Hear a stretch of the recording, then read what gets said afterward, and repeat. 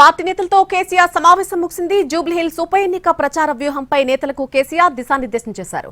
కాంగ్రెస్ ప్రభుత్వం అధికారంలోకి వచ్చాక తెలంగాణ ఆగమైందని, కాంగ్రెస్ బాకీ కార్డును ప్రజల్లోకి తీసుకెళ్లాలని కేసీఆర్ పార్టీ నేతలకు సూచించారు.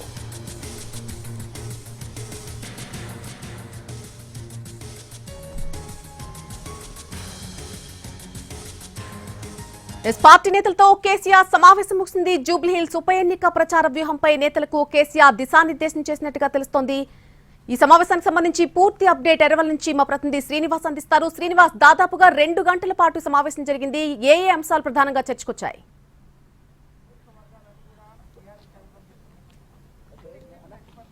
నల్లి మధ్యాహ్నం 2:30 గంటల ప్రాంతంలో ఈ సమావేశం ప్రారంభమైంది. ప్రధానంగా జూబ్లీహిల్స్ ఉప ఎన్నికల్లో బీఆర్ఎస్ గెలిపే లక్ష్యంగా ఈ సమావేశం అయితే మాజీ సీఎం కేసీఆర్ నిర్వహించారు. బీఆర్ఎస్ పార్టీకి చెందినటువంటి ప్రజాప్రతినిధులు, అదేవిధంగా ఎమ్మెల్యేలు, ఎమ్మెల్సీలతో మాత్రం ఈ సమావేశం కొనసాగింది.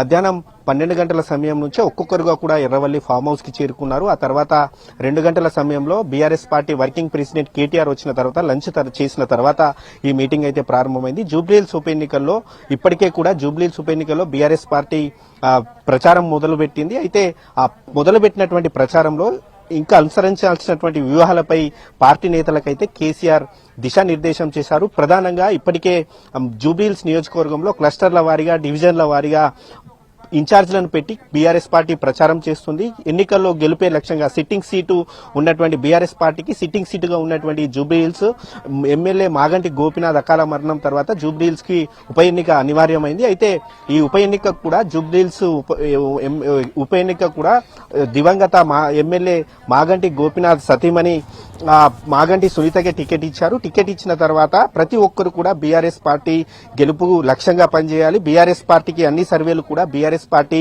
గెలుపుకు అనుకూలంగా ఉన్నాయి. ఖచ్చితంగా ఈ జూబ్లీహిల్స్ ఉప ఎన్నికల్లో బీఆర్ఎస్ పార్టీ ఖచ్చితంగా గెలిచి తీరుతుందని చెప్పి మాత్రం కేసీఆర్ ఆశాభావం వ్యక్తం చేశారు. అందుకు సంబంధించినటువంటి వ్యూహాలు కావచ్చు, దిశానిర్దేశాలు, అదేవిధంగా ఏ రోజు ఏ కార్యక్రమం మొదలు పెట్టాలి, ఏ షెడ్యూల్ అన్న దానిపై కూడా మాజీ సీఎం కేసీఆర్ షెడ్యూల్ ఖరారు చేసి బీఆర్ఎస్ నేతలకు దిశానిర్దేశం చేశారు. ఖచ్చితంగా ప్రజల్లోకి ఎప్పుడు నిత్యం కూడా ఈ ఉదయం సాయంత్రం ప్రతి ఇంటింటికి వెళ్లి ఖచ్చితంగా బీఆర్ఎస్ పార్టీ చేసినటువంటి గతంలో గత 10 ఏళ్లలో బీఆర్ఎస్ పార్టీ చేసినటువంటి అభివృద్ధి పనులు ఏవైతే ఉన్నాయో అభివృద్ధి పనులన్నీ కూడా ఖచ్చితంగా ప్రజలకు వివరించాలి. జూబ్లీహిల్స్ నియోజకవర్గంలో బీఆర్ఎస్ చేసినటువంటి అభివృద్ధి పనులు ఏవైతే ఉన్నాయో ఖచ్చితంగా గడప గడపకు తీసుకెళ్లాలి. మనకు గత 10 ఏళ్లలో చేసినటువంటి అభివృద్ధి పనులే తమను ఖచ్చితంగా గెలిపిస్తాయని చెప్పి కేసీఆర్ ధీమా వ్యక్తం చేశారు. అలాగే జూబ్లీహిల్స్ అనే నియోజకవర్గం ఖచ్చితంగా గతంలోనూ బీఆర్ఎస్ పార్టీని జూబ్లీహిల్స్ నియోజకవర్గ ఓటర్లు ఆదరించారు. ఈసారి కూడా జూబ్లీహిల్స్ నియోజకవర్గ ఓటర్లు బీఆర్ఎస్ పార్టీకే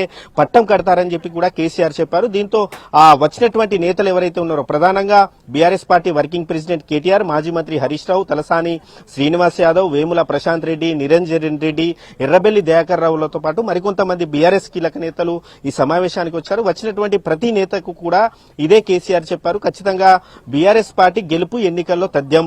బీఆర్ఎస్ పార్టీకి ఈ గెలుపు నల్లేరుపై నడికే. ఈ ఎన్నికల్లో గెలిస్తే గనక, జూబ్లీహిల్స్ ఉప ఎన్నికల్లో బీఆర్ఎస్ పార్టీ గెలిస్తే గనక ఖచ్చితంగా స్థానిక సంస్థల ఎన్నికల్లోనూ బీఆర్ఎస్ పార్టీ మెజార్టీ స్థానాలు కైవసం చేసుకుంటుంది. రాబోయే ఎన్నికల్లో కూడా ఖచ్చితంగా ప్రజలు బీఆర్ఎస్ పార్టీకి పట్టం కడతారు. ఈ జూబ్లీహిల్స్ ఉప ఎన్నిక ఏదైతే ఉందో జూబ్లీహిల్స్ ఉప ఎన్నికను మాత్రం ఎట్టి పరిస్థితుల్లో చేజార్చుకోవద్దు. ప్రస్తుతం ఉన్న పరిస్థితుల్లో మాత్రం అన్ని సర్వేలు కూడా తమకే అనుకూలంగా ఉన్నాయి. ఖచ్చితంగా బీఆర్ఎస్ పార్టీ గెలిచి తీరుతుందని చెప్పి మాత్రం కేసీఆర్ ఆశాభావం వ్యక్తం చేశారు. నేతలకు కూడా అదే నిర్దేశం చేశారు.